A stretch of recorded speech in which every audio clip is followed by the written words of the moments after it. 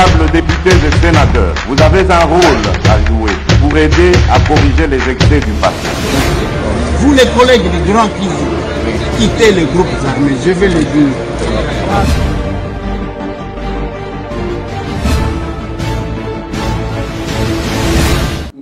Mbote lisusu bandeko nanga bino bandeko oyangai masolona député lelo tokomi lundi oui 13 septembre 2021 lobi tokozala les 14 après les 15 rentrée parlementaire donc biloko misato ezakuna ekozala un peu mouvementé parce que d'un côté biso tokokende pona ouverture ya session de septembre de l'autre côté la Mouka va programmer marche et en face Willy Mishiki a programmé payaye marche tokolobela yango masolo bandeko nangai eza polémique sur les mausolées mausolée à Tshisekedi mausolée à Apôtre Mbille on va parler de ça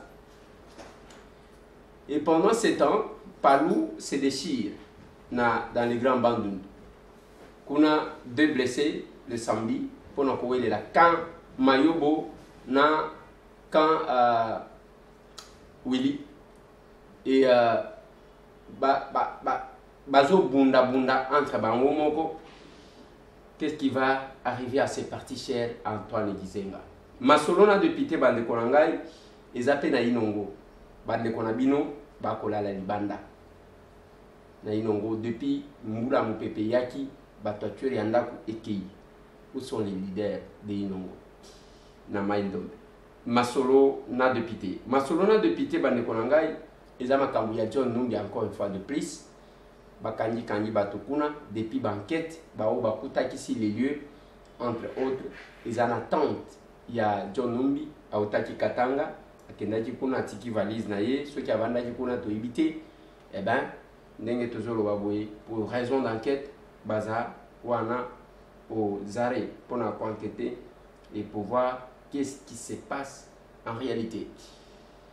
Masolo bandeko nangai nalobaki na bino kelelo bino nde bokoloba ebele ngana koloba muke leki nanga Jeringala abalaki samedi je ne sais pas comment j'ai souhaité à maître Blanchard excellence Billy Kambale na Bosani et Jeringala a Otikobal. Avant c'était Grâce Mayemba ndemto abalaki tokendaki kuna leki nanga Jeringala a Otikobala nazwa qui tenter moi contre-temps parce que j'ai programmé que na bande pas mettre Blanchard lokola bango balobaki 16h30 mais toye ko banda ba 20h c'est ce qui a fait que na kende kokoma na mariage ya Jeringala te. Je suis heureux aujourd'hui parce que baleki nanga onga nazana bango bako balaka moko nazwaki bango ba célibataire kaka na musala ya pasi wana me bazobala izalaka ndeboye ovandi na bato bazo progresser ata malembe ezaka koloba te lelo les deux sont mariés bazawana bakotonga kaka na kobunda muke wana bakotonga famille na bango mon souhait ma prière ezaya que baleki nanga on a travaillé kana bango bazala malamu même awa to uti déplacement to kendaki na Fiston Boko to kena Epenge Fofana to kendaki na la scène Mulowai to kena Djema Kesela et tant to kena bango je suis souvent content na bosani moko Manix Kembolo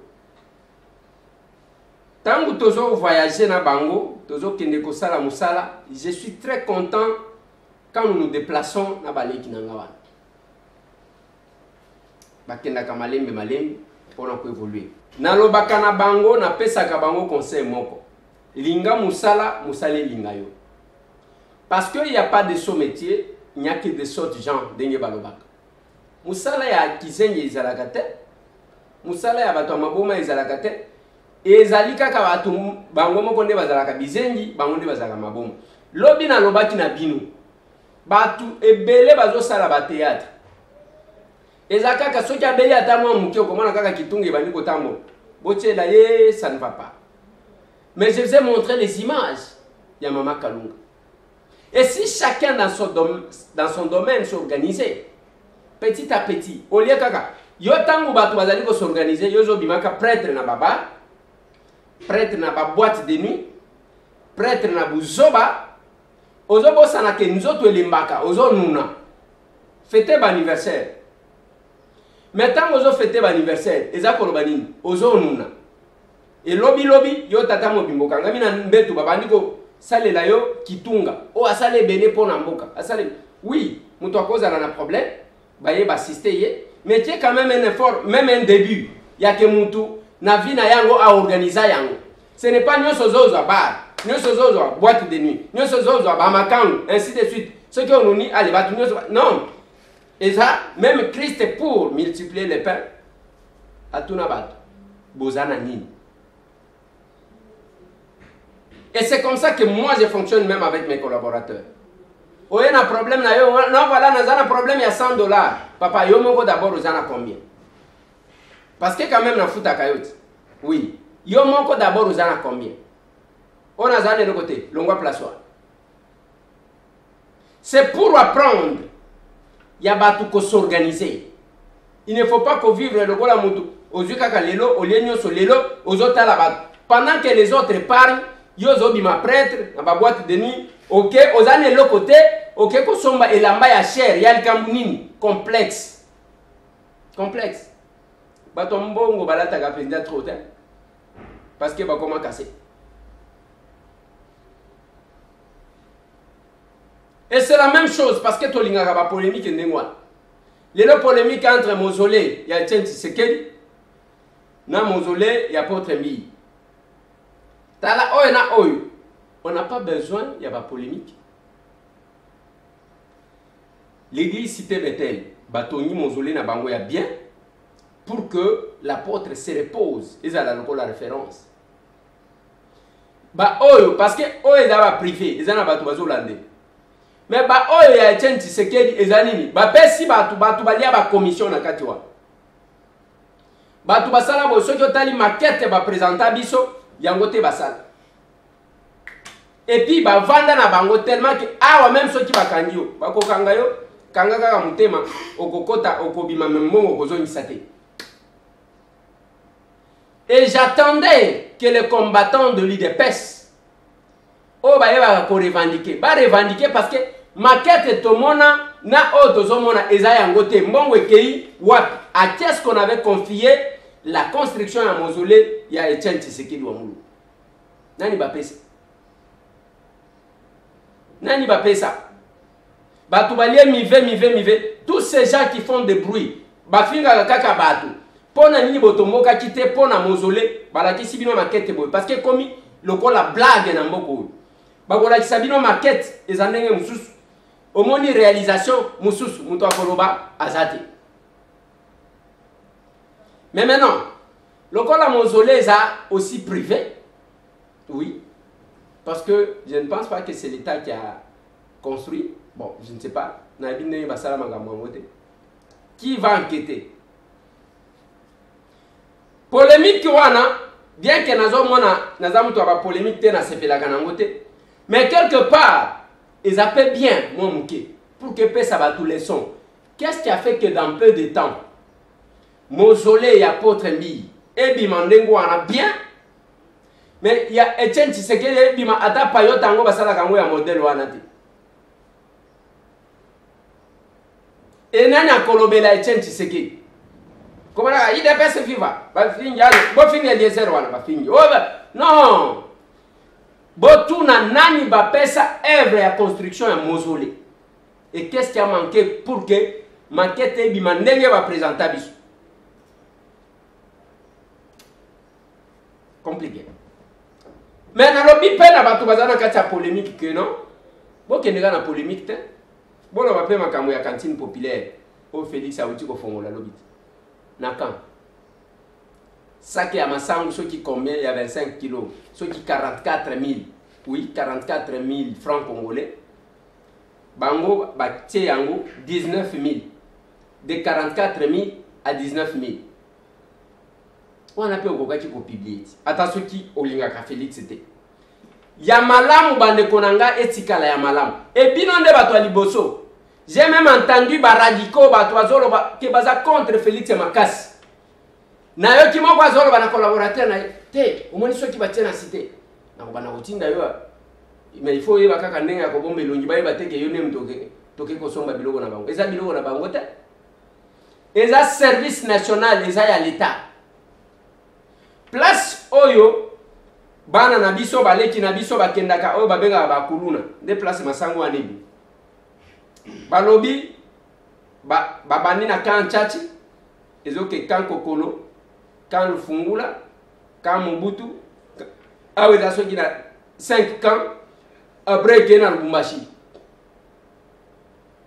na sima nango bakotia la population nyonso na masina wana bakotia le chef de l'état insisté ki batia na masina comme ça au lieu que soma na 44 000 basomi na 19 000 voilà pourquoi ngana lobaki quand le ministre de l'économie impose les prix aux opérateurs économiques Mike Hammer alobi na ye que le Congo a la potentialité à coproduire, peut continuer même aux États-Unis. On doit produire. Maintenant qu'il y a la production, dès que batie biloko wana soki eza ebele eko balancer ba prix comme on a ba moko ba kokitisa sans que mto abele là-bas. Est-ce que mto akolinga te biloko na yetu? La concurrence c'est aussi la production. Yango bomoni tango na uti na Kasai, j'ai insisté bande konanga. Même na est ango bato bakufaka chaque jour bitumba ezali bato bazana bilanga biso na Kasai depuis ka mwana sapuana kota to vandi libana tozozela programme alimentaire mondial ba programme wana kendaka est mingi me bande kona biso wana lobi moko akufiti na bombe artisanale akendaki na bilanga na ekokata mais au Kasai les gens ne cultivent pas les politiciens boyebi ata koyebi sa population teke mboke kokufa. C'est comme ça que vous trouvez que tout le monde veut se déverser à Lubumbashi, tout le monde veut se déverser na Kinshasa. Province na bina ko koma ngai soki bolingi ko produire te. Boko bana ko keneka bokomi na Kinshasa ba bengi bino ba weyo. Bokomi na Lubumbashi ba bengi bino ba manseba. Parce que vous ne voulez pas prendre au sérieux l'agriculture. Balie ifufu ya liboso ezabino. Mais bokata bilanga e oyo bimisaka fufu bolingi ko kata te. Mais quand vous allez chez autrui, on ne va pas vous respecter. Depuis il n'y a pas de danger na bazamba wana. Il y a que muto akende kuna ba kokata ndenge ezali na est. Mais à l'est les gens ont quand même de champs. Batu bazo kata bilanga. Je pense que bandeko ce qui est plus important to kipaka yango te.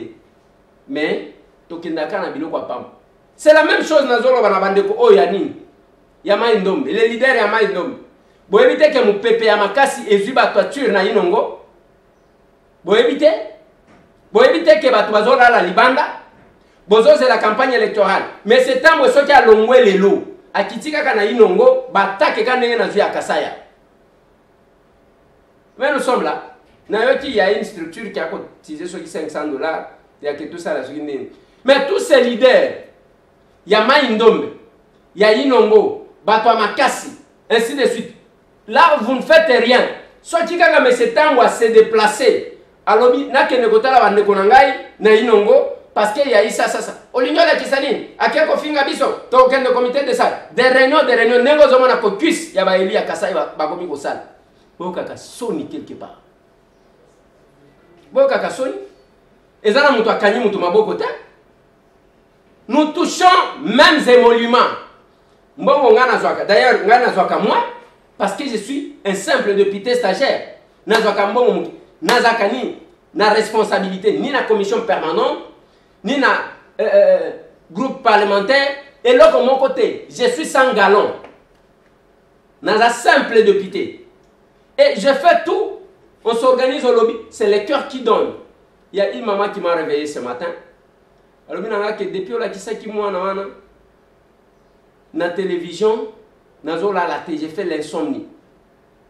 ata ya muke na kosunga mwana wana comme ça mutema na ngai kita eza na bato ba marchaka comme ça na conscience eza na ba mususu te ona lobaki na bino mwana wana oyo azana panzi libanda bayaki na ye ap ouais, c'est la fille qui est malade. Oui. Oui. Ça va? Camilo Juan. On a dit que quand on a sakana, on a dit qu'il y a quoi dans 4 jours on va passer ban. Aïe go vimba a. Belle mo ko vimba. Si ma onto ke polyclinique mo pesa na forge na ko. Ko kuna ntimi biso to kota radio, ko kota radio na armée. Na armée wana to kota radio, ba mo na ji ko na 3 places. Ti to bando landa la traitement kuna. Ngai namonaki photo eloko ntango bibo wana esili nsima nango tru moko ekobima soso na se wana ntango ekobima na dimanche moko boye ale ekobima mpenza makasi vers ba 3 heures alakisinga mama tala mpe siko tokendaka hôpital eza mokuwa nini panzi Son père est où? Papa n'a pas. Papa n'a pas fait. Mko wana ebimi sima. Mko ebimi kane o mwana banyataka ça fait 2 ans. Mko ebimi kane o ta banyataki famille wana bazaki en charge. Banyataki ndeni. Mampanzi bono ça va na muninga. Et pour le moment, c'est à quel niveau? Pourquoi j'avais demandé aussi Ah, lui c'est l'infirmier. C'est lui qui l'a traité. C'est dans leur hôpital de la ville. Il plainte le 4 et à moins haut. Oui, le 4 septembre. Septembre. Donc, il y a à peine 6 jours.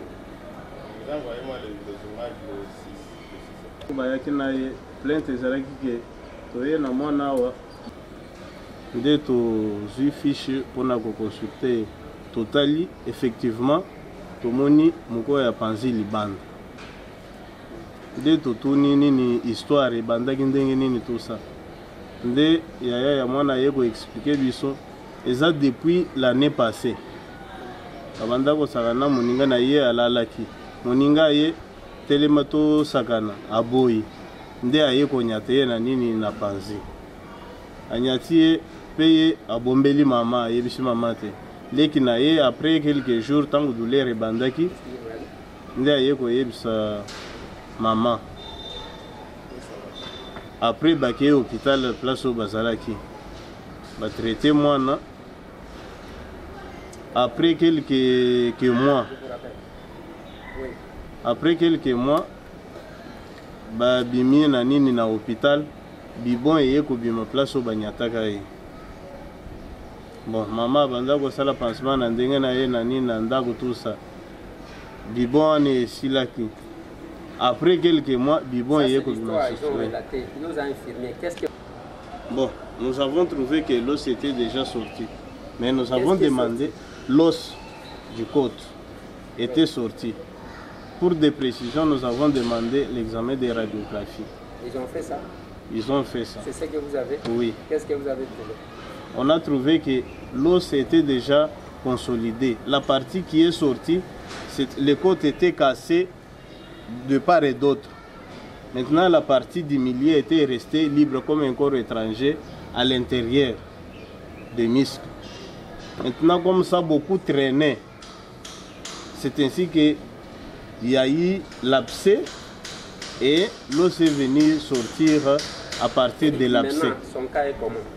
Maintenant, nous sommes en train de faire le pansement de la plaie, là où l'os est sorti. Et à l'intérieur, qu'est-ce que à l'intérieur, tellement que c'était un enfant de l'os. L'os qui était resté parti a progressé jusqu'à atteindre la partie, selon les images de radiographie, à atteindre la partie qui est restée au sternum. Et il y a déjà consolidation de l'os. Et ce qui reste pour le moment, on pensait peut-être qu'il pouvait y avoir un problème. Mais après les examens de radiographie, on a trouvé que l'os s'est déjà consolidé et il ne reste qu'à faire le pansement et prendre les antibiotiques comme les examens, les bilans inflammatoires était vraiment montrer qu'il y a déjà une infection. L'enfant doit prendre les antibiotiques et suivre les pansements pour la cicatrisation.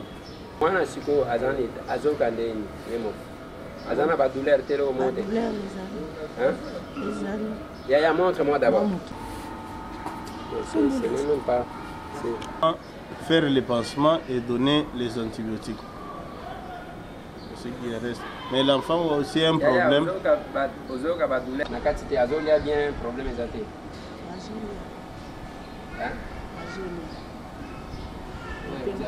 Oui, l'enfant a aussi un problème. Il paraît qu'on lui avait donné une injection en intramusculaire et l'enfant jusqu'à présent est resté handicapé. C'est-à-dire qu'il ne marche pas bien.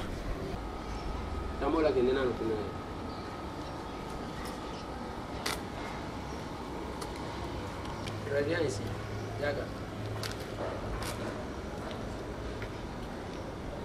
Qu'est-ce qui fait que vous autres amoureux viennent aux autres douleur? Est-ce que ça, ce n'est pas un problème? Il y a que basa les kinés? Oui. Il faut la kiné. Il y a un problème avec kiné. Et d'après leur histoire, cette histoire-là était vraie.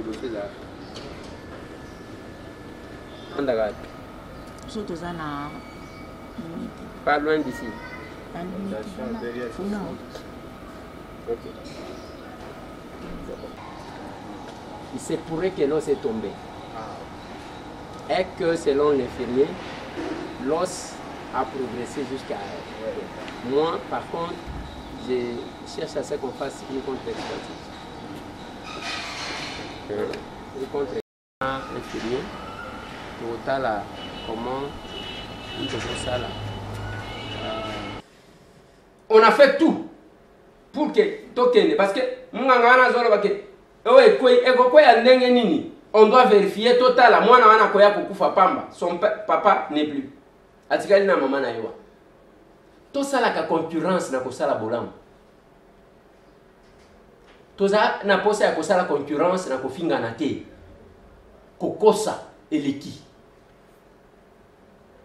tout ça la concurrence na bolamu. Et la politique, ce n'est pas ce que nous vivons ici. Lelo, Palou, Willy Matiash, Azana Batunaye. Oyo nini, Mayobo, Azana Batunaye. Na Bandundu, Samedi Wana, Opesi Mwambo Aboy. 2 blessés. Quand Mayobo, quand Matiash. Même Moukole Loko Wana Koufit. Bisonyon so même Awe Tchenti Sekedi. Akenda Naye, Apôtre Mbi, Akei. Bato ba komi kosa la polémique na koele là-bas, ba mausolée, mais sont partis. Mais tout ce qui va rester après ça, ezakaka oyo bato basala. Chacun doit prendre à marquer le passage. Il y a une maman qui fête son anniversaire, les 15 ans, oiseau totalisé 60 ans. Alors bien de quoi les airs, ngai nazo tinda, pesa moninga sourire, pona na sepela quand même 60 ans, na bande gomsus. Ils en ont attendu moi. Moussous sont prêchés dans le désert. Il y a Azakunate. Azakunate. Il y a un enfant du monde. Il y a la cravate n'est tengami. Tala yepa kolobani. Villageois wana. Ainsi de suite. Oui, villageois n'aime toi zoloba. Mais ça la kaboulam. Pas nécessairement en Nzela Nangai. Parce que c'est une question de confiance et de considération. Mais dans le monde, il y a une polémique. Au comment on a été. Mais bato nengo na soki otali bato bango ba finansaka ezaka bato ba finga ka bato oh elombe nazomona ndenge zo bundela mboka pesa nga identité na yo na tindela yo azo tindela ye pas parce que azana posa kosunga mutu wana parce que ba nécessité bazali azo tindela ye parce que azo sala musala ndenge ya zomona makambu classe na bango kate race na bango ya kofinga. C'est compliqué et c'est grave. C'est grave. C'est grave. Marche Yalamuka. Nakoya Kolobelango pour conclure. Après, bah, audio Nabino parce qu'il faut n'attiquer la binota. Nazo Kabi. Allons de collège. Oui. Dans ce pays, nazo. Ça là, autour, le vrai qui te ça là au moins 1 minute. Oui, Vraiment, la CPD n'a pas cassé. Merci. Yo kozonga siwate kolanda biloba lobate puisque olandaki conseiller mosusu anate alobaki keno bato na kanganga bazalaka na kabingi eza n balingaka te bolama moto mosusu yo etikala kaka na ndenge na yo malgreke na tindaka bamessage na nga ekomaka na kotangaka te etikala kaka ndenge otikali wana ndenge olitalo na province na bango yango ngai na lobeli province na biso eza ya kokufa kaka na batankana wana donc kozonga nsima te zala kaka ndenge wana. Merci. Merci beaucoup. Tozwa ndeko ya Mibale qui va intervenir. Nani ya Mibale, il va intervenir en deuxième position. Voilà, il est là.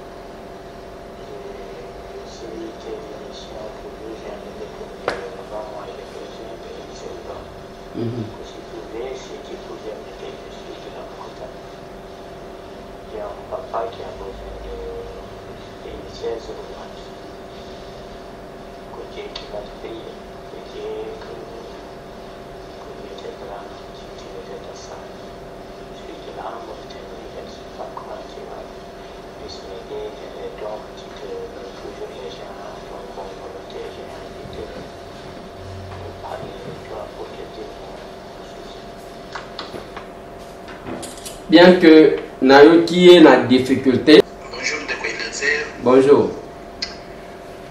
Comme on a papa Paul Katamba, Nazali Avona Indiana, État d'Indiana, ville d'Indianapolis. Ouais.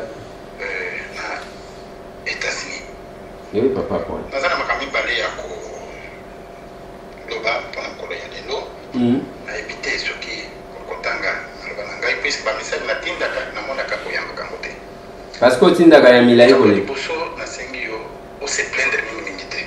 Il ne faut pas se plaindre quand vous travaillez avec conscience. On dit que c'est la conscience professionnelle. Vous ne vous reprochez de rien. On n'a pas critiqué à tout. C'est comme ça avec des Congolais. Ça a commencé depuis longtemps avec les Congolais. Donc on a on se plaindre non. Quand on a disposition, surtout, et aux la sécurité, un point d'entrée. Deuxième problème. Deuxième problème, nous avons dit Kamboya, Kassai, les grands Kassai. La petite félicitation pour avoir acheminé le matériel et acheté Katende na place où il s'engage. Puis vous avez beaucoup de mais je voudrais aussi vous dire ceci. Au Monikar, il y a Chimbulu et Zanikar depuis le temps colonial. Moujmaï, dans les temps, Bakwanga et Kabinda se servait avec société où Bengaka, Merlico, Masse, ainsi de suite. Donc, vous allez exploiter Ming surtout pour la marchandise. Nous allons koleka na village Benabitende, Benachiloba, vous traversez les ponts Loubi. Batiaka pena Boutron, côté Wan. Donc, distance est amouké pour na Mbujimai, pour acheminer marchandises. Bapongisa pont Wana est allé entre Benabitende et Benachiloba. Benabitende du côté Kassai occidental, Benachiloba du côté Kassai oriental, na pont Lumbi, babongisa pont wana, biloko ekoko passer na très bien, et puis les alliés c'est la moko ya mokose pour le transport de marchandises. Et puis c'est déjà prévu que pour ceux qui auront ya yinga ezala distance wala peza moke. Chimbule za ko redie mwana jitu c'est tout près, mwana jitu et puis après Kananga. Et plus Moujmaï. Alors il y a un des autres Singapur, nous allons pour monter, vous allez. Merci beaucoup. Merci papa. Ezako se plaindre te. Na lingala baloba ke soki monindo ki belela. Tozande comme sous. Bonjour moi na Polo Lupango John na France. Bonjour papa John. Benga yoko na makambo gouverneur ya Bakongo. Ouais. Vraiment ba politiciens bazoyi bambongo. Ba okocha bango même 150 ans de prison te vraiment. Hein? Route Mwanda Matadi. Ba okosala mbula nini. Et puis ba Belge ba vandu wana ça fait 60 ans, 61 ans. Mais sikoyo makadam banda na bifikation ti kuna na kulungongo makadam ezala ate. Musala na bango pena nini. Même si tu as bango te pona développement à Congo, tu as bango quand même na ba situation mususu. Merci pour na musala oza kosala en tout cas nangana lobela su mo ke njili. Mais c'est le maire ya njili ou bien na ba commune mususu. La garage est dans la bala. On a besoin de vraiment tout ça, la propriété na ba commune na besoin vraiment. Oh là, ils a passé. On souhaitait bien kaka bonne continuation na musala malam bozo ko sala ya ba député Marcelin Bilomba. Un homme grand. Oui, base pena donc a été Marcelin Bilomba. Merci beaucoup Ndekonanga, papa John. Je pense que ma province n'est pas en Zolobela. Est-ce qu'on dit que Mouye, je vais reprocher que dans peu de temps, a eu 300 millions de dollars. Dans peu de temps. On a nous mais c'est l'argent de l'État. Nagi, directeur de cabinet, qui va payer sa possibilité. Il est mis en accusation. Mais il y a en Afrique du Sud qui a besoin. Mais paradoxe, on vous reproche d'avoir détourné 300 millions de dollars. Même temps, on a quelques gens, il y a eu des personnes. Mouweje, Tchabo. Akazanga, mouweje, akazanga, nandwalabana, pona fati. Akazanga, mouweje, akazanga, nandwalabana, pona fati. Longwana nzela, mouweja kota.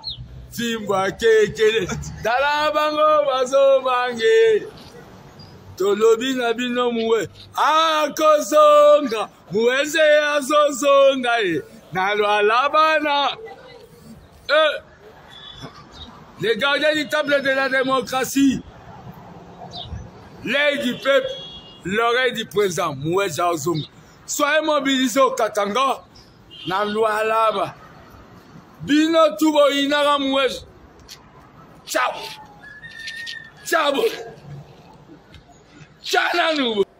On vous reproche d'avoir détourné 300 millions de dollars. Pour la construction, il y a l'hôpital, il y a Malam. Tu peux dépenser combien? Pour équiper yango bien, tous les médecins en Afrique du Sud, mais ici, on ne construit pas. Mais on utilise quand même l'argent de l'État.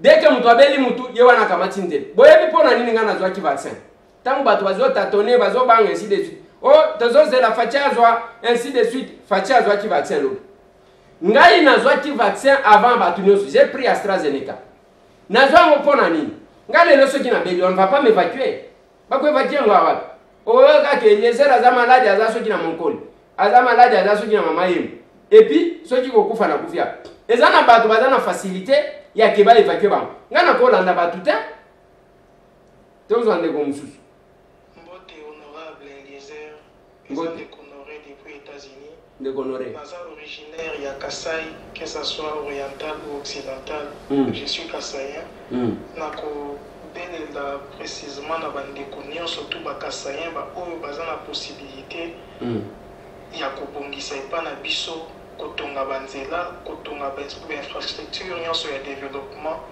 basala yango tant baza na opportunité plus précisément au président de la République va intervenir na kotonga banzela ba désengorger banzela nyonso tout ya dessert agricole ba villageois bazo produire lisusu te parce que biloko ezo pour la bango yango bazokata esu bilanga te moyen ya koévacue baproduction na barécolte na bango ezozala te alors totonga banzela ya epa na biso afin ke bavillageois baza na moyen ya koévacue baproduit après récolte. Merci beaucoup Ndekonanga. Mais il a fait remarquer une chose. Pour eloko wana na yoka kipe Ndeko alobi na ngaki. Bazo salate parce que banzela ezate parce que bazo kabela bango na bitan. Ils ont raison te. Na est ils ana banzela ni babongisa. Na ba groupes armés wana. Batu bazo kataka bilanga. Babiloko ya pam na est wana ezo sali. On doit chercher ya influencer. Au moins à l'époque parce que na Epsa Kabino qui ngana comme 79 ans yango ceux qui combien dans autres totalisé ce qu'on na combien qu'on bosse dans le coin les diamants même ce que j'ai mangé hier. Qu'est-ce qui se passe? Tant que tozokola au moins pas belge on imposait à chacun d'avoir un champ. C'est parce qu'on a trouvé que quelque part là batumisu bazaki ba vagabond ala muki na ena tongo je vous ai montré dans ba village tongo batu bala muki ba telemi bazotala batu tufunda iko kumena non c'est pas ça. Ezaka pona ko évacuer tout ce que nous cultivons ezaka pona côté que la batu mususu te nguba wana bana na yo mtu bakolia masangu bana na yo mtu bakolia semuli wana bazozela eza yake bazo ya kopesa bino pour que bolia bozana mabele il faut bokata bilanga pour que bolia d'abord bino moko botonda parce que ceux qui ozana masangu ozana manyo ozana okobuka pondu matembele bana balie malnutrition kozala ta. Je pense que Ndekonangai, quelque part là, il faut que ça ait quelque chose dans ce sens. Na bengi à partir de Sud Kivu, on a la ville de Baraka. Na yokaki olobaki makambo ya balampadaire sikoyo ville ya Baraka eza ville moko eza non électrifié. Sikoyo biso balampadaire ya biso na Baraka eza la kawapi. Il faut répondre biso.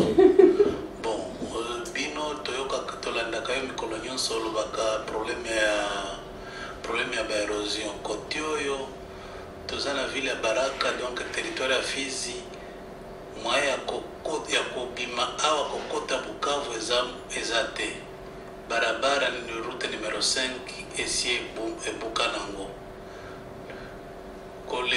toza na aéroport te bon soki oilingi kokende Bukavu il faut leka na mai ti Uvira côté Uvira pe Uvira Bukavu nzela eza te compte tenu na insécurité il faut batu baleka na peut-être Burundi Rwanda nde bakoti Bukavu bon oyoki problème toza na yango côté oyo eza problème moko. Oui, le ban là. Côté ils a problème comme makasi vraiment. Moi de transport ils a été côté tenu na barabara bon mususu problème insécurité hein oyoki problème oyo to côté nangwa ils a problème ilisusu ya ba nyamurengi ba ti chef na bango alors que bazala kana mabelete donc moi était toujours tout nabino soki Kinshasa nde Congo ou bien Bukavu nde Congo tozala kana gouverneur asi akota tal mbala moko te na ville ya Baraka ayebi ata ville ya Baraka ezala kawapi te mais aza gouverneur asi Kivu administration na bino te yebi eza eloko esalaka ndenge nini faut répondre bake aux préoccupations na ngai koyoka te kaka. Merci beaucoup ndugu nasikia nasema hivi kwa lampadaire mintapima kuongea na DG wa SNEL parce que ndio kwenye nilipata ile malampadaire ile tulituma kwa Kasai na baadaye nitafika na nitamiambia kama tunaweza kupata malampadaire wakati gani. Ça c'est clair. Je préférais qu'on réponde moi mke ya nini Fizi Baraka mimi najua Baraka mu territoire ya Fizi najua kote najua Uvira najua Kamanyola najua plein de la Ruzizi najua insécurité yenye iko pale mais nazani tunaweza kukombanisha kama tunaweza kupata solution kenye naombaka kabisa ni kama ba collègue abenye tuko na siège na ba députés nationaux mais tudi compléter twende tukabangalie kama ni DG wa OVD, kama ni DG wa nini huyu wa office de route, kama ni ministre wa ITP, tukongea naye tunaweza kuobtenir kitu fulani na bakatengeneza ile barabara yenye tuko nasema. Hakuna problem. Ndeko nangade yango na lobby pona répondre na ba oyo bazoyoka Swahili te. Na lobby na ndeko que na yebi baraka, ngana yebi baraka. Soki zana gouverneur ayebi ne baraka te mbo.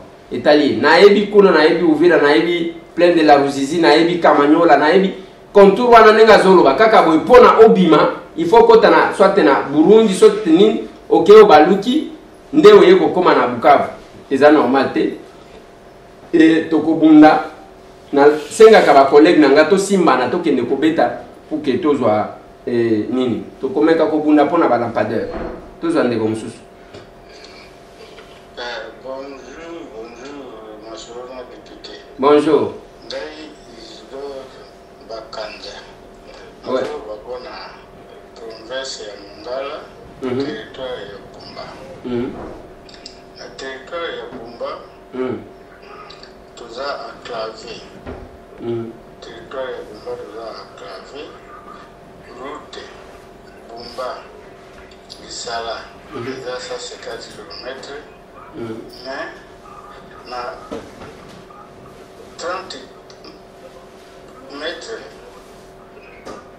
30 à 50 mètres ya Bumba rivière moko ezali wana kuna mokolo po ekatana. Po wana ezali à peu près molai nango ezali à peu près 25 à 30 mètres. Po wana ekatana mutuka mwaye euta Lisala ekota Bumba ezate mwaye euta Bumba ekota ekena Lisala ezate. Mais nzila wana distance ezali 150 km. Nzila ezali te mituka elikaka te. Kulunga wana Bumba badoli te.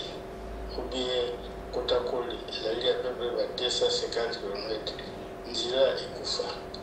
Bumba nde ebanda kolesa Mbandaka, Lisala na Loso Kinshasa na Loso, Masangu, Fufu, Makemba, biloko nyonso banda kouta na Bumba. Lelo oyo biloko wana ekena ya sote. Mwaye bato babimisa biloko oui na Bumba mpo ezwa mosusu ekita na Kinshasa ezate. Pona nini pona njila. Toza na badepute bazalaki ebele. Tozali na Mabunda, tozali na Mukaku, mwana Bumba, tozali na Mambengo, toza na Makungu.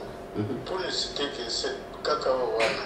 Mais basala eloko lelo bozana liamu moko pe alobaka te ata mokolo moko yoka na palais du peuple kuna babimi azoloba makambo ya Bumba eza te. Yango tozosenga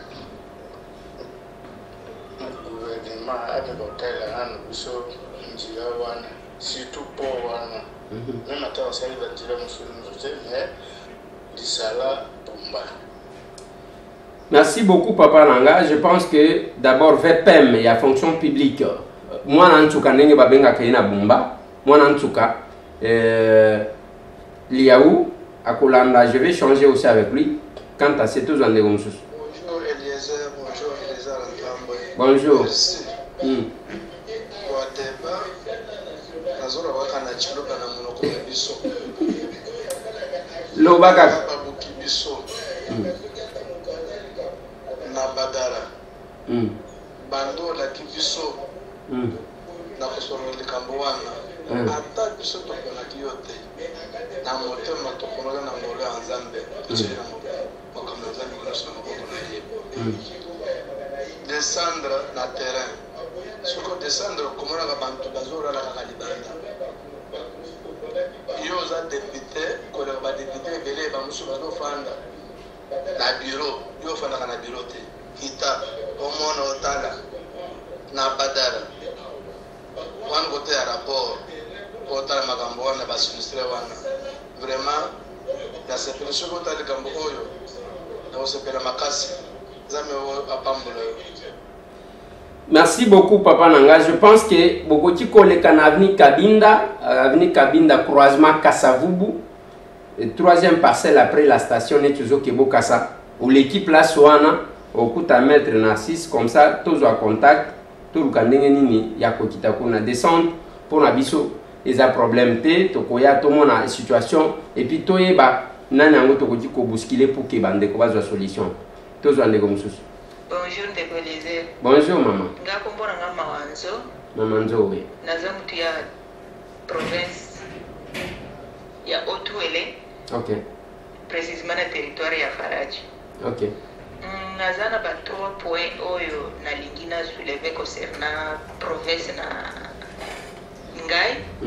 Na province na ngai toza na problème vraiment ya courant ya liboso. Ya mibale nzela eza te même principal oyo ezomema na ba territoire po ekoma ni zero nano na province na biso na capitale ya province na biso eza te. Eza pasi moye biloko na bilanga ebi magnifique ekoma na bacentre eza te balabala eza te. Bien sûr bazotante kosala mais en tout cas eza te balabala eza te. Ya misato problème mususu naza nango eza na village précisément na village nanga eza na Adao. Village nanga eza na carrière moko ya or basala kuna eza carrière moko artisanal. Mais nauti koyoka ke ba chinois bakoti déjà kuna pona ko négocier na ba chef na ba konzi ya mboka de façon que babanda déjà kosala musala ya or na carrière wana. Alors balabala eza te, il faut bafungula miso, gouvernement fungula miso bayaka bongo kaka batumi bale misatu banégocier mais ekokoma Chine mobima nde kokota kuna mpe bakosala eloko moko te. Toza na bachinois mposa na bachinois oyo bakodevelope mboka soki bakokota na village na biso atuka soki eza mpona développement ça va. Et puis est-ce que gouvernement yebi ou bien bazonégocier seulement na ba-autorité locale, ba-chef coutumier, na bato mosusu. C'est un peu ça. Ok, merci. Merci beaucoup, maman. Je pense que dossier à Bachinois et autres dérangés, moi, ma casse, dans le sens que, où, avant toujours le Bachinois. Bachinois, oui, Bachinois va tonga parler du peuple. Bien que s'il a été. Bachinois va tonga stade des martyrs. Bien que s'il a été. Mais comme destructeur, c'est là que j'interpelle ma collègue Nanga. Ah, ce qui m'a dit, oh Eliezer est en train de négocier. Je négocie quoi? Je négocie quoi? On m'aligne dans ma commission compte tenu à ma compétence que nous incarnons.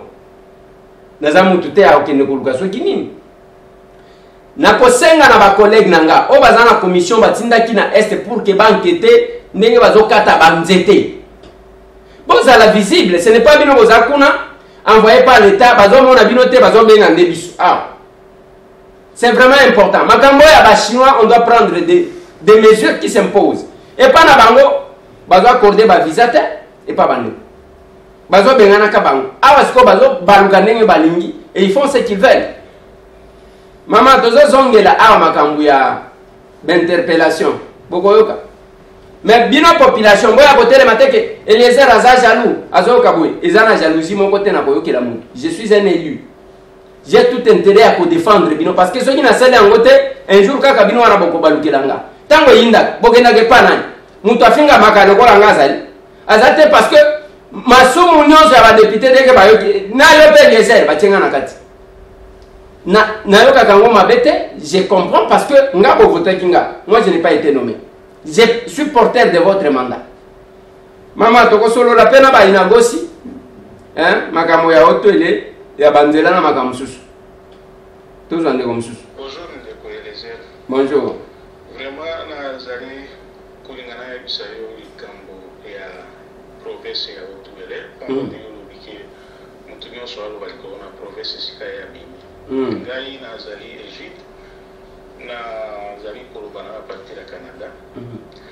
ezali pasi mingi ndenge ozali ngoyebalika mambo ya province ezali pasi mingi parce que depuis indépendance jusqu'à présent en tout cas totikala kozwa nano baprésident te to badirige te oyo bazali vraiment na stratégie ya kobenda bainvestisseur na mboka baya kobongisa makambo baya kofungula bakompagnie epuis mpo congo mpe ezwa changement stratégie wana ezali te depuis coup d'état mobutu asala jusqu'à présent baso baza koya ezaka bayekoluka mbongo na politike eza mpasi mingi yo opesa bastratégie ebele ke bakompagnie nyonso oza koya na mboka esengeli basalaka babilanga mpona kolesa batravailleur na bango mais baza koyoka yo te tala lokola epa na biso na oto ele kibali gold mine ndenge ekomaki depuis wana ti lelo oyo baextraire combien de tonnes ya bamilli ya or basili kozwa le fait que bango bazali wana nayebi te soki mpe pere te basigne contrat ya marke nini elongo na bango eza pasi oli baconditionne bango babongisa balabala seulement baroute principaux na kati ya province ya otuele bati yango vraiment ekoma baautoroute na ndenge esengeli bakontinue kosala baexploitation na mao na or mais eloko moko te bainvestisseur bayaka na mboka tuka so bamoni mboka na bino eza na balabala mboka na bino ezali na bachene de fer epuis lokwa toza na bamai bato mpe ezala na likolo na mai mpona bamoyen de transport kinsasa batondisi makambo nyonso na kinsasa mboka moko te koki kose développe na mokili oyo na avion alors congo eza pasi yango naza koregrete mingi kibaliko dimane ezokosilisa or ndenge or ebotaka te to baminere ebotaka te eza pasi nayebi te mokolo baminere na biso ekosila nyonso na congo peut-être badirige bafungula miso ekozala trop tard pasi mingi merci mingi merci ndeko Egi c'est ce qui nous dérange mikolo nyonso topesaka bastratégie heureusement tobelelaka yango boyokaka mpona mutu un jour aloba te ke Eliezer alobaka te bachinois wana bato apepere batondisaki yango oyo ozomona bazomanipule meme bato alamuka mosusu mpona kodestabilize bato nyonso bango wana ils sont allés adhérer na PPRD wana baza na nationalité nini bazwa nationalité congolaise ou bien bakotala bango kaka ndenge wana lelo ntango bazosala makambo oyo nyonso tozomona ya bachinois bakomi kotala bazomibenda te PPRD bobenda bamembre na bino ti tozwa ndeko mosusu. Bonjour Ndeko Eliezer. Bonjour. Justin Tambwe naza na Cape Town en Afrique du Sud.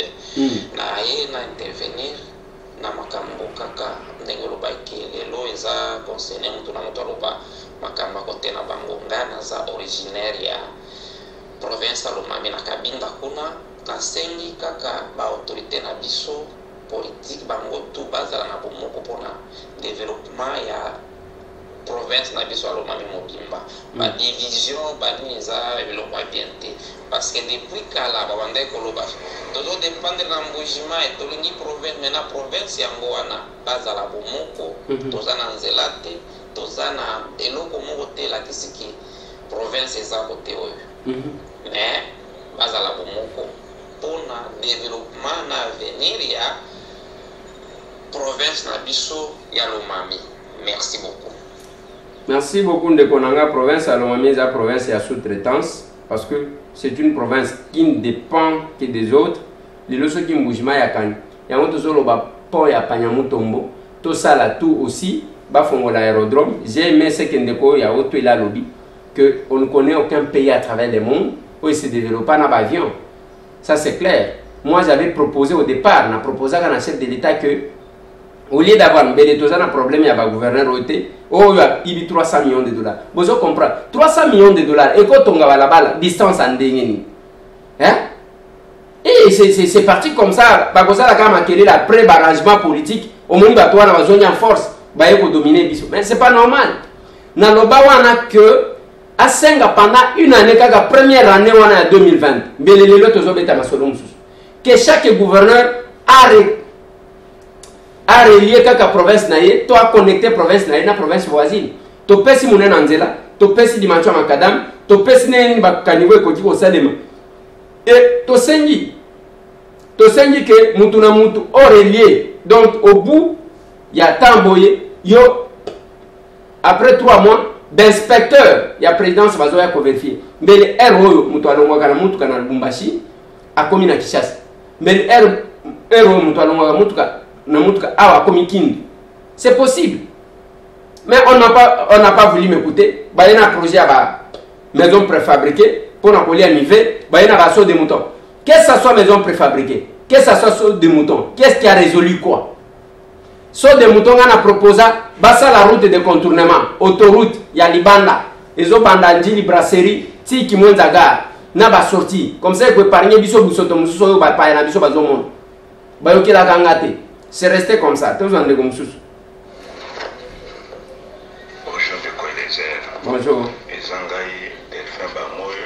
Ouais. Mwana province, Brassai centrale, territoire Kazumba, village Luemba. Na pression félicitations makasi. Na musalo la peuple congolais. Merci. Présenté que vous allez mwana ya Congo ya solo. Vous allez mutema kosunga bande kona ba congolais précisément ba Kasayen. Merci. En tout cas nazana esengo makasi pona bitungozo bundela biso ya shite katende na route kala mambushi kunanga kozonga semate kolanda bato bazolo babilo balo bana te baloba po ba monike zuwa ndezo sala bango yo kozonga semate nde kunanga yo tala liboso kende liboso nde ko désert sala na piko musala wana sila ngana za mwana ya Luemba na territoire Kazumba, Mubinji 100%. Kozonga ce matin de Boelezer. Route Gala Mambuja na sila.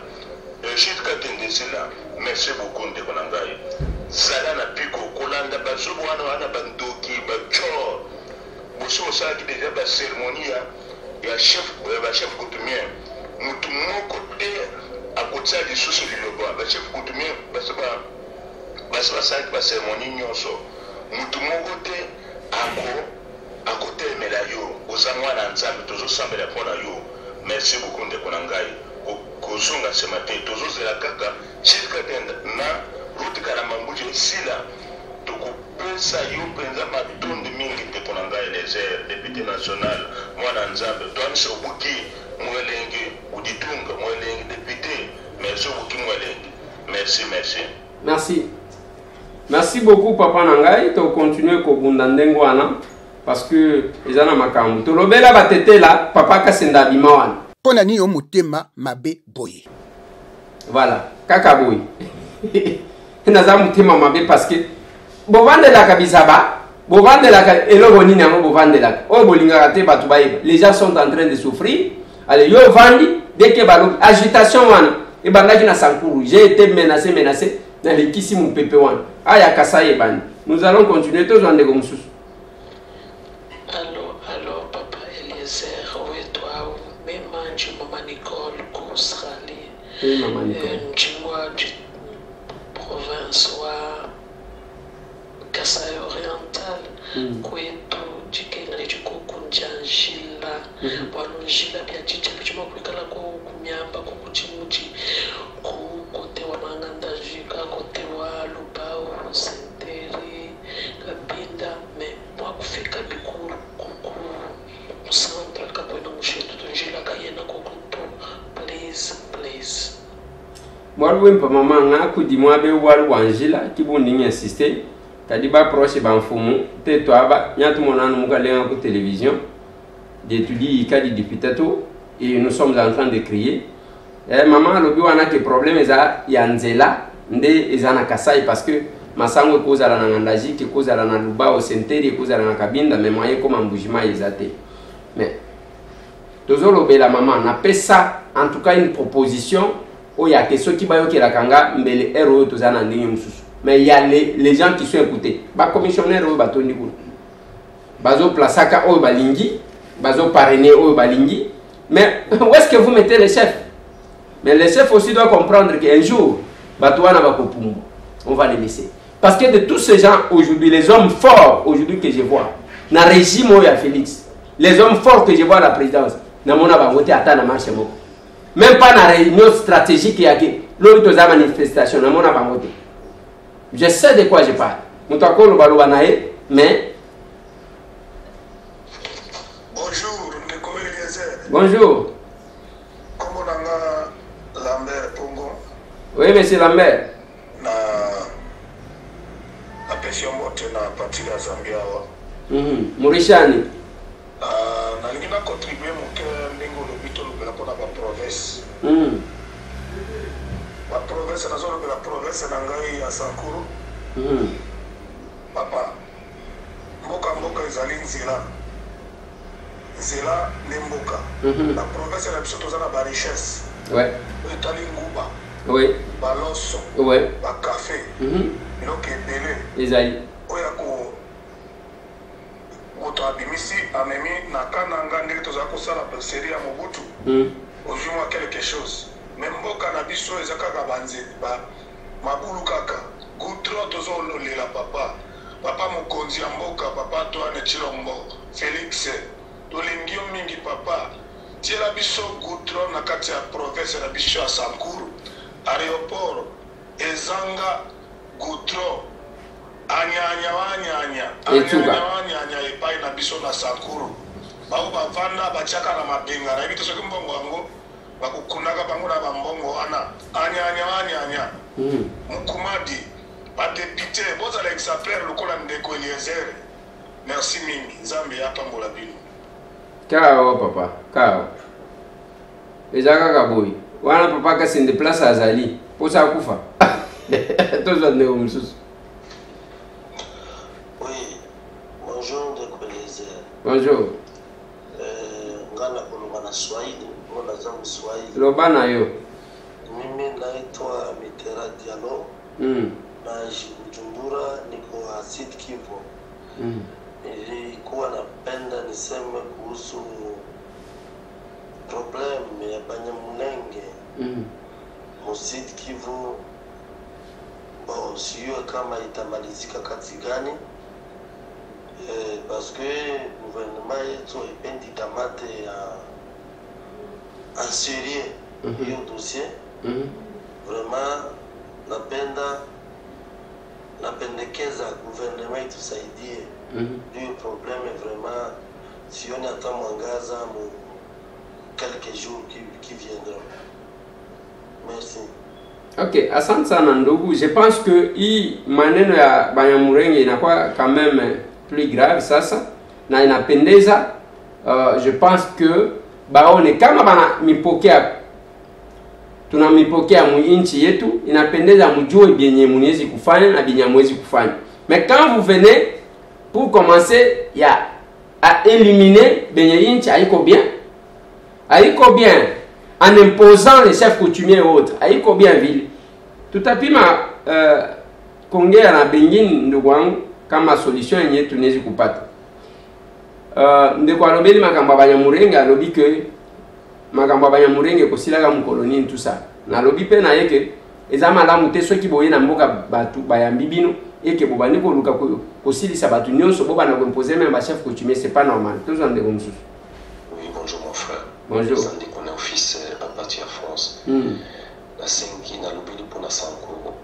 La sengi ba papa na biso nyonso o basala na Mobutu, basala na Kabila apesa batete na ba poste nyonso. On va ko développer Sankuru. Ya makasi.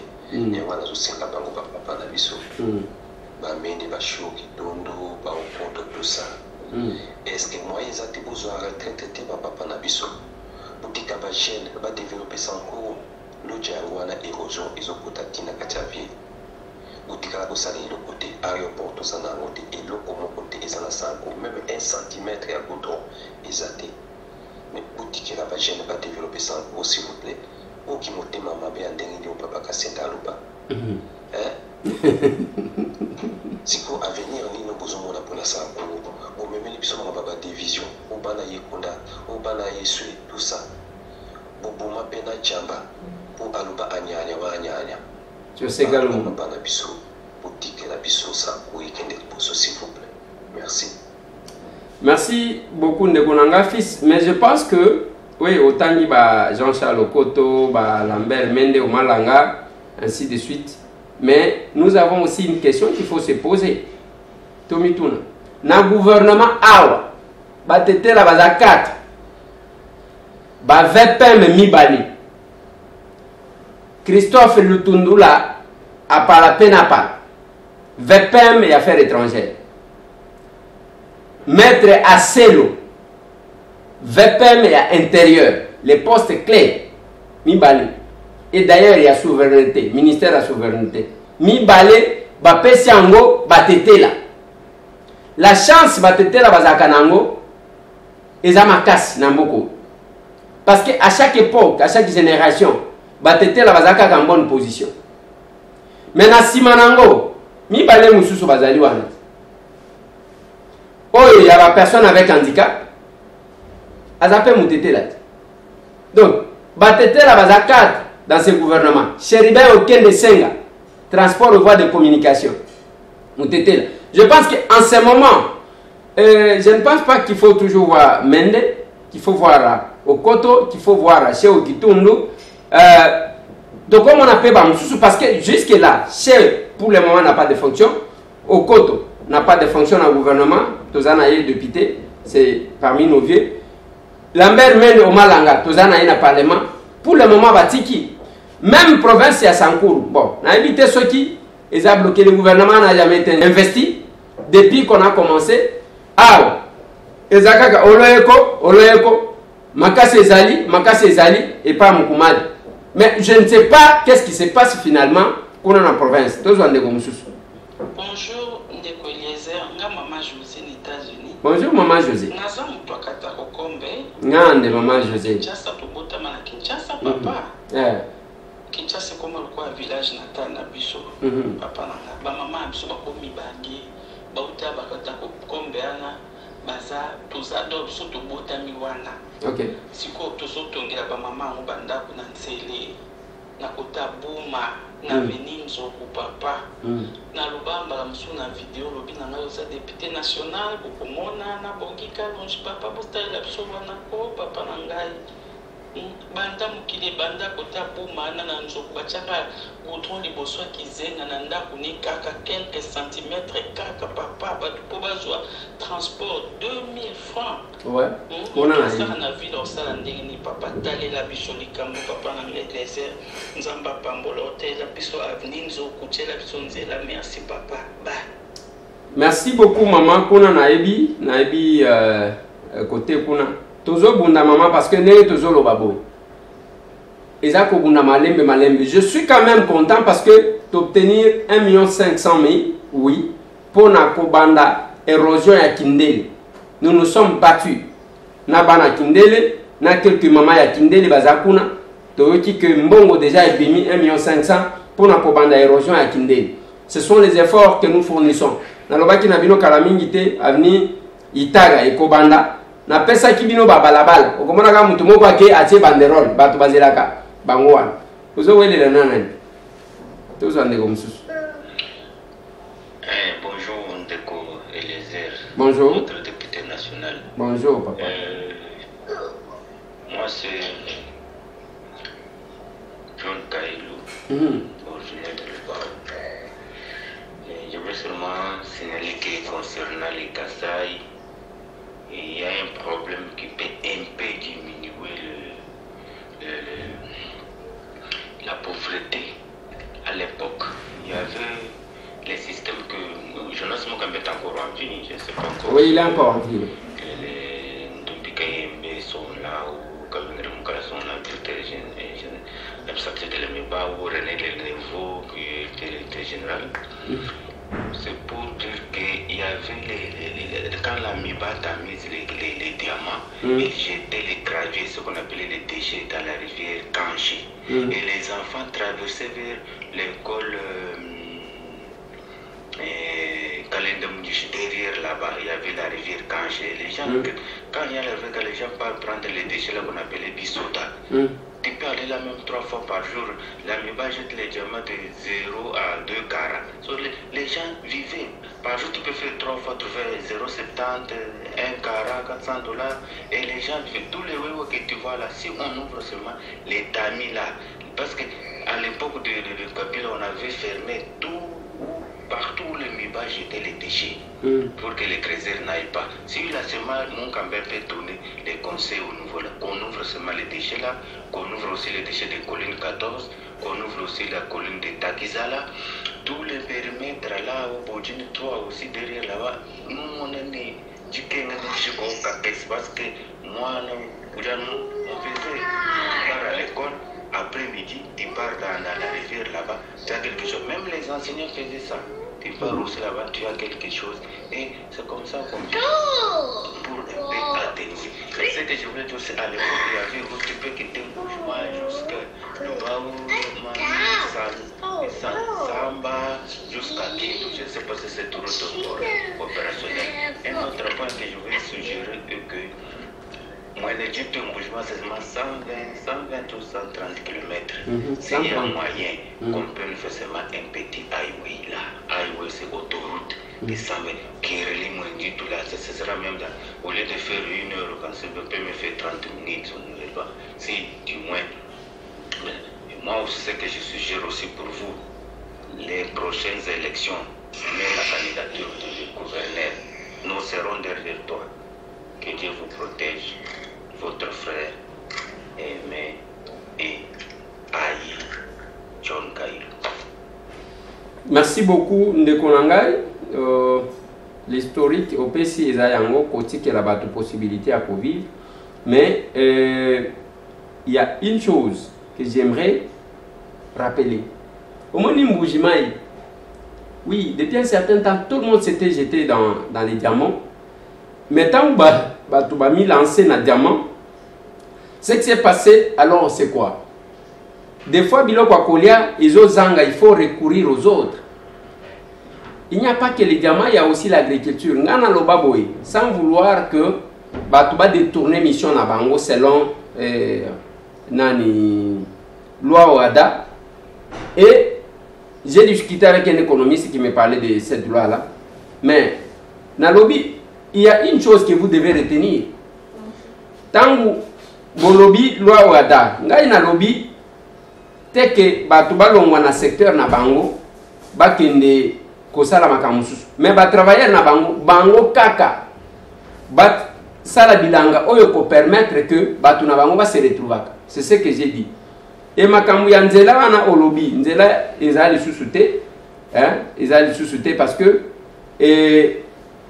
nzela oyo ezalaki ndenge tozolo mitu kezo kende te pona kokomata na lubao, c'est un problème. Chofa kutu mutu ke komaka nango lisusu te.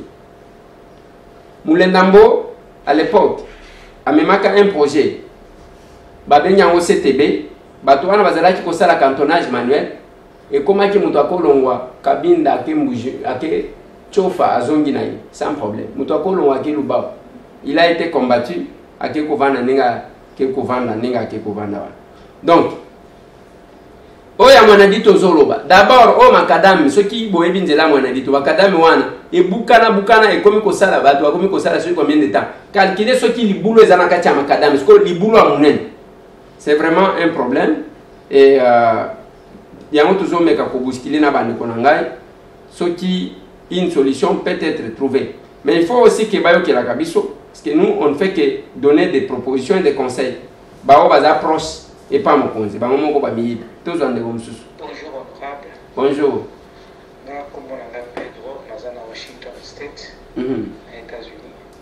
Bonjour Ndeko Pedro. Nous sommes au Belarilo, ils ont les Chinois, la Koutaki na Mambasa, na Ougandais. Nani a côté ce qui va Chinois wana na Mambasa? Peperde. Accompagné des Ougandais. Peperde. Nani a personne qui va au Zamba wana? Peperde. Tozoluka ba ADF nalu. Général oyo gouverneur ya sika aza kokota Zamba aza kofoncer vers Uganda. Mais guerre yango wana tiki wana. Ba commanditaire ya guerre yango wana. Bolukela biso mutu oyo akotisi ba Chinois wana place wana. Mais Peperde bango wana ba photo bazamba membre Peperde. Baza parmi ba collègues na bino oyo mboso alobaki sortez des groupes armés. Du Grand Kivu, quittez les groupes armés. Mutu oyo afandisi ba Chinois wana ayebi ntina ya guerre. Donc les groupes guerre côté Souté. Comment se fait-il Chinois akota ntina mambasa eza kati ya République démocratique du Congo sans document accompagné des Ougandais baougandais oyo tozoluka commanditaire ya double bato baza ba ADF na koma nani afandisi bango nani apesa bango autorisation ya kobanda mosala wana bolukela biso motu wana bacommanditaire ya guerre bango wana tozala ADF na kati ya Congo bazali totika distraction. Merci beaucoup, Papa Nanga. Je pense que la commission a un collègue parlementaire, bien que les gens se plaignent que Baza visibilité. J'espère, j'estime que Bakoya n'a pas de solution. Bakopé, qu'est-ce qu'ils ont trouvé sur le terrain? Dans chaque province, il faut qu'on instaure le système de rotation. Il faut roter les médecins, les âgés. Hôpital est commis, la caisse privée, il y a ma famille, ils viennent avec leurs familles, leurs enfants. Donc c'est un réseau, je reprends Kalembele, mais c'est le réseau de ce monsieur-là et leur comité. Va bloquer dans nos bangos. Donc si tu peux mener les enquêtes, menez vos enquêtes là-bas, vous aurez une suite. Mener les enquêtes par isolement parce que le travail fonctionnaire, les médecins, les infirmiers, les zanakati, voilà, nous détruisons nous-mêmes. Hôpital, après tout ça, il y a grève. Ils ont compliqué tout ça. Bonjour, monsieur le député. Bonjour. Élysée Ntambwe. Oui. Moi, c'est Jean-Pierre Mandé, je vous appelle à partir de la commune de la CD. Bonjour, monsieur Jean-Pierre. Je suis originaire du Casa Central. Oui. Je suis tellement flatté par le travail que vous avez récemment abattu. Merci. Dans ma province. Ouais.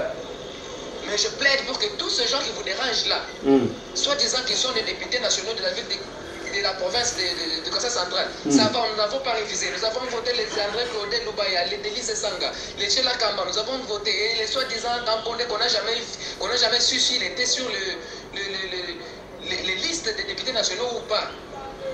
Ils doivent te laisser libre, ils doivent savoir que il y a les temps déjà, le monde, les pays viennent d'évoluer, ils doivent changer leur façon de travailler, de faire la politique. Ces matériaux-là sont restés à Lubumbashi pendant 5 ans, ils étaient où pour plaider ces causes-là? Nous vous encourageons, nous sommes derrière vous, soyez forts et vous allez réussir. Merci. Merci beaucoup mon frère, Bonjour, Ndeko Eliezer. Bonjour. Monsieur Nzuzi, Nazali Napari. Nazali kotikela yo message oyo. Au salaki programme na yo.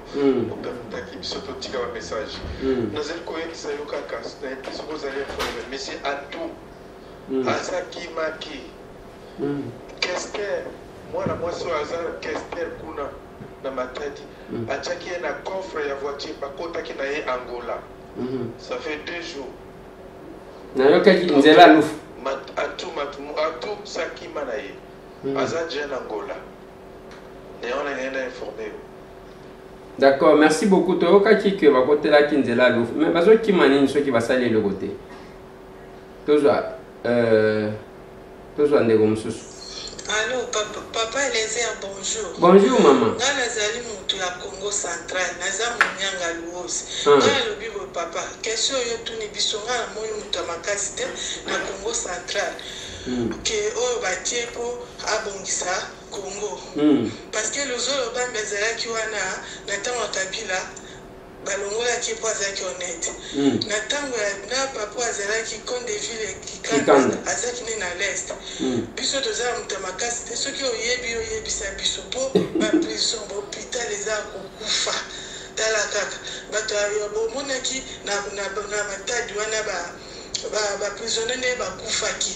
Ozomona po mutu aza te. Donc toyebi te soki oyebi mutu fo oyebisa biso. Po tozomona kaka bato ya l'est nde baza bien baministre banani me biso ministre aza te mutu oyo makasi aza te. Merci. Merci beaucoup maman. Ngai nayebi mutu makasi te peut-être l'idée ki ku manyanga moko na zaka na ye awa. tous en comme ça. Bonjour papa les RCG ici à Goma au Nord Kivu. Nous sommes tellement ici chez nous. Les tracasseries policières ont augmenté vraiment dans 2 mois comme ça. Et pour les militaires, on manque quoi faire dans tous les secteurs et nous souffrons. Dans tous les secteurs et nous souffrons. Dans l'entrepreneuriat, on a multiplié les taxes. Mais en tout cas, partout, il n'y a plus à dire. Il n'y a plus à dire vraiment. Nous manquons quoi faire. Au risque même de fermer nos petites entreprises et nous qui faisons, nous qui n'avons pas assez d'argent. Par exemple, on te demande de payer les taxes. C'est quand on a additionné les taxes qu'on nous a demandé de payer. On est arrivé jusqu'à même 300 000 francs quand nous avons additionné toutes les taxes. Et pourtant, auparavant, on ne faisait pas comme ça. Mais en tout cas, on risque même de fermer nos entreprises, vraiment, nos petits kiosques, vraiment. Merci beaucoup, de Konangai, pour l'information. Je ne sais pas pourquoi on doit tracasser cette population-là. Est-ce que c'est l'état de siège? On va essayer d'entrer en contact avec les gouverneurs militaires qui nous disent ce qui se passe en réalité. Je pense que tous autres, 2 personnes, Bongoto Soukis. Bonjour, bonjour. On a eu bijou qui coupe la famille allemande. Oui, papa.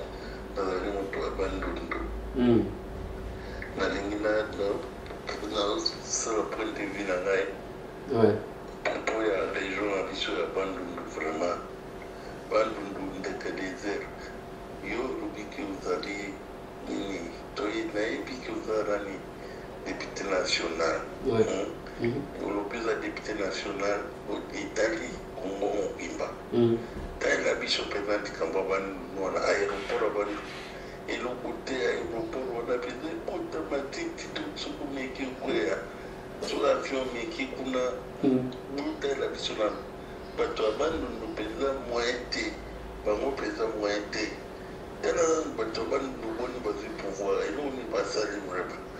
Province les hommes à premier ministre Béni.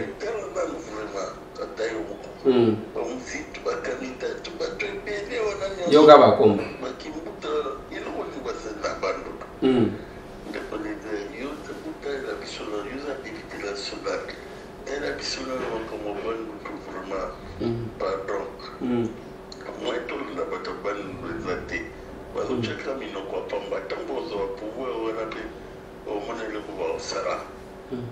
Donc, on dit c'est ça, point de vue. En tout cas, merci votre camarade. Merci beaucoup, papa. Tant que nous avons postulé pour un débat, tu vas voler la chico. Et ça la caca n'est moi. Tous on est comme ça. Vraiment, papa, Kassendi. C'est quand vous t'inquiétez que les airs, Fanda Penaki, soit Pena, qui tu as amené, on a la liste à Fanda Libanda, la Tamanette Talagamki, Omeka Kolobaka, Magambo ya Congo ya Sanko, pour poser Pena Bandoki, Bino, Papa Kassendi, Bino à toi FCC, Mende, Bachoki Tondo, Batete la Nyoso, Baolenga Kowe, Bino Nyoso, Batete en général, au travail à 18 ans. Pourquoi il y a un hôpital moko, un dispensaire qui ne peut pas aux alatés. Maintenant, la bonne Bolbi qui a yibé, oui. Mais tant à yibé, est-ce que l'université, on a là, l'hôpital à Tongi, on a l'aéroport à Tongi, au Kimaron qui a tué en Moutou. Bausama Numbi, à Bawana, la Kimi, la Tikeli, la mort, et la banda. Pour-il avoir le Bamarambo Sangitina? Merci beaucoup, Ndegonanga, tous en Ndegomsusu. Bonjour. Ngai Paulin à Johannesburg. Oui, Paulin. Ndegoliezer honorable Nabiso. Nalingina Yepa. Oui. O Nalingina Tuna. Nani ministre ya affaires étrangères. Banda akota na ki ministère na yewana. Azosala nini vraiment. Banda koti po motozi wa passeport kaka na Kinshasa na ba province nyonso bato bazozo ba passeport il faut osala remplir formulaire batindi formulaire na Kinshasa pour wa passeport et pour eso mais les autres watapa 2 mois pour passeport na yo na ba ambassade na mboka nyonso bato bazozwa bapasseport te bazorépondre kaka ke nani bapesi biso mot d'ordre ya kobimisa bapasseport wana na baambassade te tundelanga ministre wana mosala na ye azosala eza mosala nini. Merci beaucoup, mais je compte terminer maintenant na limina silisa émission oyo na dossier ndenge na lakaki bino pe na osilisa na dossier ya Lamuka na Willy Misiki nde ona osilisa nango pona dossier yango na limina tiela bino quand même un audio, bien que je vois que audio il est belé, les gens insistent au kolimbi sabiso parce que tozwi ngonga mwa mulai makasi hein, au kolimbi sabiso bien tozwa. Qu'est-ce qu'on fait? On prend d'abord ça. Papa Nabiso molobelo ya peuple congolais. Oui. Ministre environnement Maman F Bazaïba. Asala nini au juste. Ba image eza ba image il faut botindela ye bolobela ye. Akinda mona na elle ne fait rien. Il fallait bâtir la justice pour qu'il y ait un environnement pour que l'on vote. Elle ne fait pas attendre à ce qu'on. D'accord. Donc on a tous à haut. Bonjour.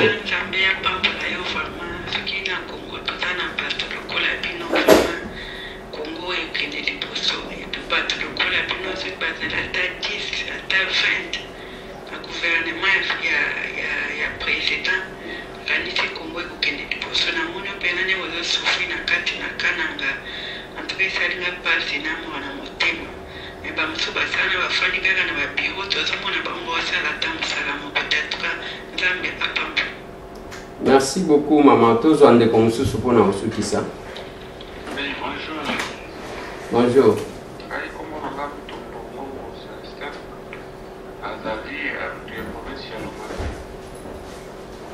Alors, là, le gouvernement n'a pas eu beaucoup moins important. Pas député, pas provincial ou à au bazar qui est dit. Est-ce que, pas finalement, on a des institutions, mais dans un comité, pourquoi pas qu'on va ensemble, qu'on trouve consensus, c'est-à-dire qu'on trouve idée de développement à la province ou à on a mis en mot à une bonne les pour la profession, mais pour député. Pour la dignité, au PSA de sous conseil, il y a autant de développement en Bokawa. L'histoire va changer à la montée. Bango la histoire nini na province après départ na bango. Lelo oyo ngai na mutu na yebi professeur Katanga. La yebi pour les ndambo. Bazamo ebele on na yebi o basala na tanga bango. Si lelo bazala na mitu na biso. Alors bango bakotika histoire nini pour la province wana. Merci beaucoup. Je pense que Nazo Suki Sawa na beaucoup limbisa ba message ezalaki moi ebele mais fallait que Ebo s'exprimer. Na lingina Suki sana dossier ya marche ya Lamuka. Lamuka va programmer marche le 15 dans 2 jours. Mais Willy Misiki alobi yé pas zo la marche. Na lingi bolanda nanu ba propos na ye après toi analyser to 4 émissions. Comme vous le savez très bien, cette rentrée parlementaire coïncide avec la session budgétaire. Nous allons vous démontrer que l'Union sacrée a une majorité réelle et surtout interpeller nos warriors du Parlement que nous attendons un budget costaud de plus de 2 milliards de dollars. Mais nous voulons aussi soutenir les institutions en général et la loi électorale. Nous devons mettre en place la CENI. C'est pourquoi nous avons dit qu'il faudrait que nous puissions manifester le 15 septembre. Comme l'hôtel de ville nous a déjà accordé l'autorisation, puisque nous attendons à peu près 5 millions de marchands, nous avons voulu, comme vous nous avez vu d'abord à Funa, on a recruté 2500 jeunes sportifs qui vont encadrer et le Kamfachi qui nous a rejoint à Moamba nous a apporté 4500. Donc nous supposons qu'à part la police, nous-mêmes nous sommes déjà capables d'encadrer notre courrier. Il est largement antérieur à celui de la Mouka. Je me rappelle même à l'hôtel de ville, j'avais posé la question moi-même. Il paraît que vous auriez été saisi par d'autres organisations. Ils ont dit non, la MOUCA, comme les autres organisations, ne parlent que de marche à travers les réseaux sociaux. Nazo suki sa isikawa. Bande konanga. Bande kwa la MOUCA va programmer marche le 15 septembre. Bazo senganine. Élection dans les délais. Et à la transparence, tout ce que vous voulez. L'hôtel de ville a estimé que à comprendre acte T. Moi, j'avais dit que j'étais contre la décision du gouverneur. Wana Boyoki, Willy Mishiki. Alors, il n'y a pas de ça la marche les 15 à Senga qui est autorisé à se recruter 2500 jeunes, ceux qui wapi 4000, ceux qui wapi, parce que la dose est à 5 millions de personnes. Pour un cadre de réunion sacrée, pour soutenir l'institution, pour un budget costaud, à compter sur les warriors des parlementaires. Je suis de l'union sacrée. Je suis parmi Batou, quand même, qui maîtrise la vision de l'union sacrée. Je suis de ceux qui se sont battus pour que les changements interviennent dans ces pays. On va pratiquer. Il y a bisoté. Tous en posé à sportif et t'as pas négocier la désordre parce que mon Toubakola Tisabel c'est le chef de l'État. Bas service, nous sommes à qu'est-ce qu'on propose? On ne peut pas être comme ça sans qu'on ait quand même un cadre de réflexion et la stratégie. Je suis contre la marche de Willy Mishiki. Et si l'hôtel de ville a beau comprendre acte et marche à la MOUCA, mais à quel cause comprendre acte et marche à Willy Mishiki, je suis contre le gouverneur.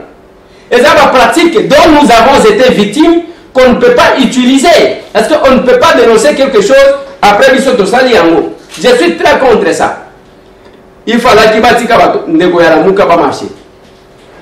Les généraux Kassongo devraient prendre des dispositions pour les encadrer.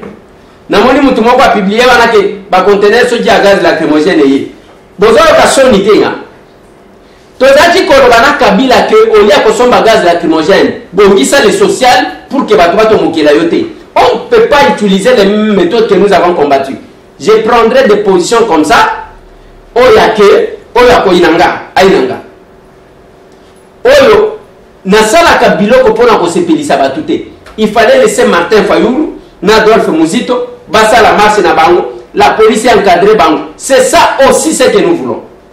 C'est ça la démocratie. On ne peut pas dire que quelqu'un d'autre ne s'exprime plus, on n'autorise plus les marches, les manifestations. Non, les marches c'est quelques expressions. Yabat. Oui, dérapage des alakanang, mais ceux qui vont encadrer bango jusqu'au bout. Ndenge na ukaki wa nakaso ngwalobaki baba na kimbuta basuki na monument ya Lumumba. Et si dit.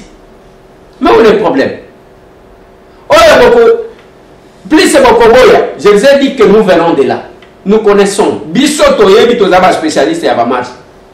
Et avec ça, Fayulu Muzito gagneront au bazana ngoposa. Bazana posa soki ya kosala ndenge ninte. Bazana posa ka ke ba média baloba. Que la communauté internationale bayoka ke ezana muto makasi qui fait peur, qui fait bouger. Quand j'ai fait les analyses, oh boinangai.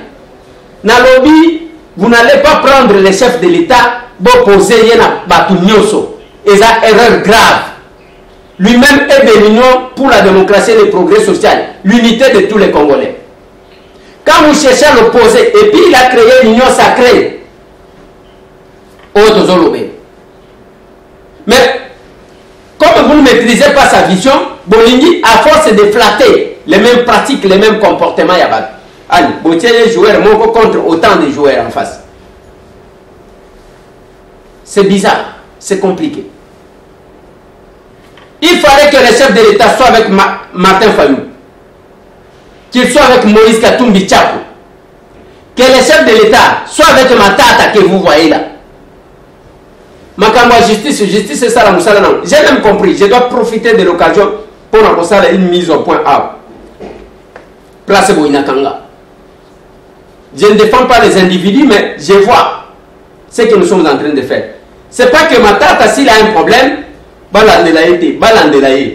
Matata, c'est un point qui doit na manière Matata pour le moment azati.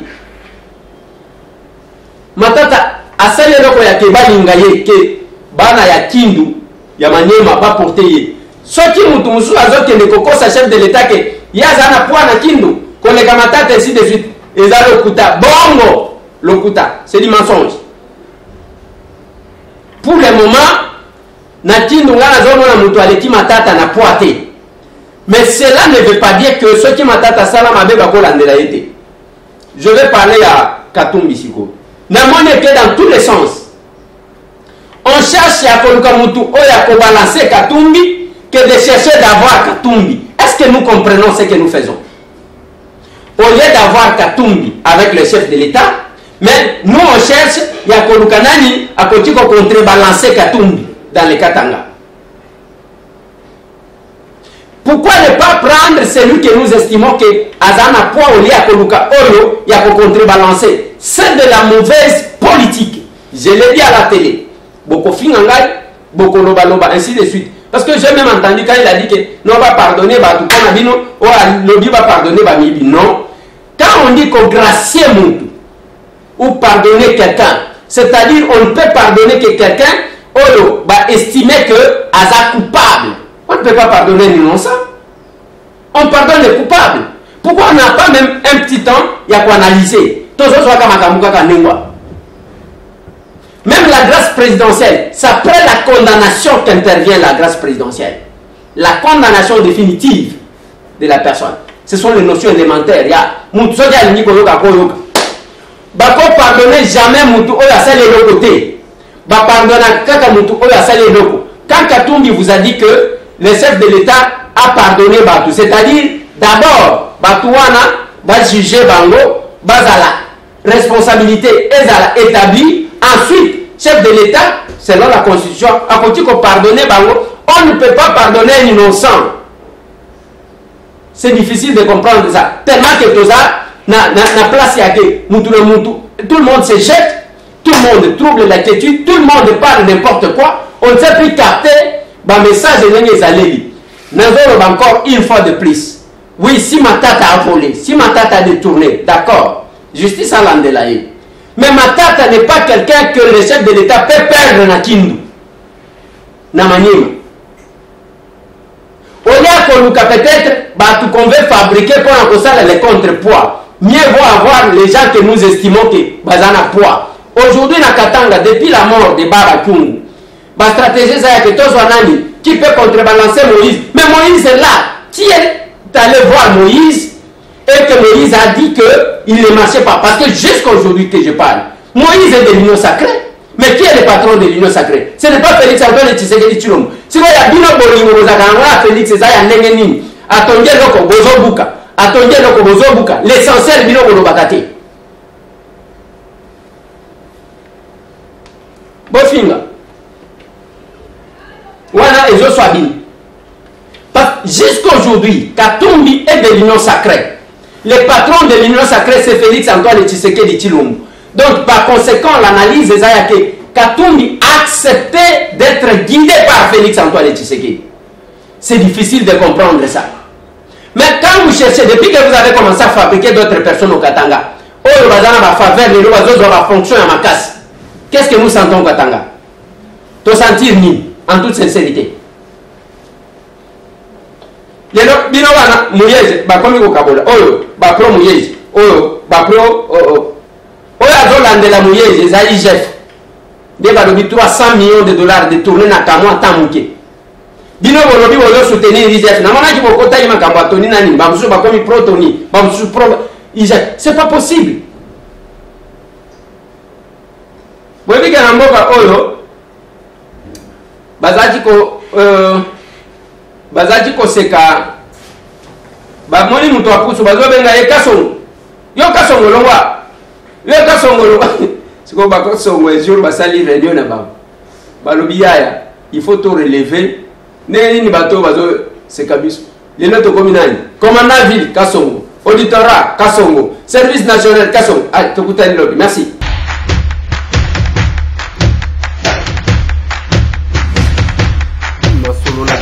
Honorables députés et sénateurs, vous avez un rôle à jouer pour aider à corriger les excès du passé. Vous les collègues du Grand Kivu, quitter les groupes armés, je vais le dire.